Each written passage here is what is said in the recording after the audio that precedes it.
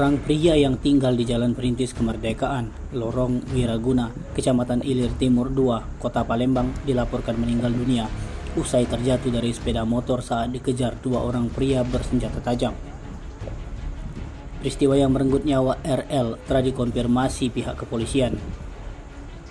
Kapolsek Ilir Timur 2 Kota Palembang Kompol Fadila Ermi Ersa menyebut saat kejadian korban bersama dengan dua orang rekannya mengendarai sepeda motor dari Jalan Perintis Kemerdekaan mengarah ke Simpang Caritas.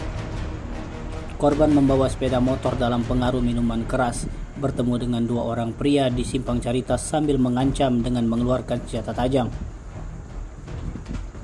Tak ingin terlibat masalah, korban sempat kembali memutar arah kembali ke Jalan Perintis Kemerdekaan. Namun sialnya, saat korban yang dibonceng salah satu temannya masih dikejar dua laki-laki bersenjata tajam itu. Korban yang membawa sepeda motor terjatuh usai menabrak batu di pinggir jalan. Kemudian oleh warga, korban dilarikan ke rumah sakit, namun korban dinyatakan meninggal dunia. Kompol Fadila menjelaskan untuk pengusutan peristiwa itu yang menyebabkan korban meninggal dunia sudah ditangani unit laka Satlantas Polrestabes Palembang. Tim Liputan Sumsel TV melaporkan.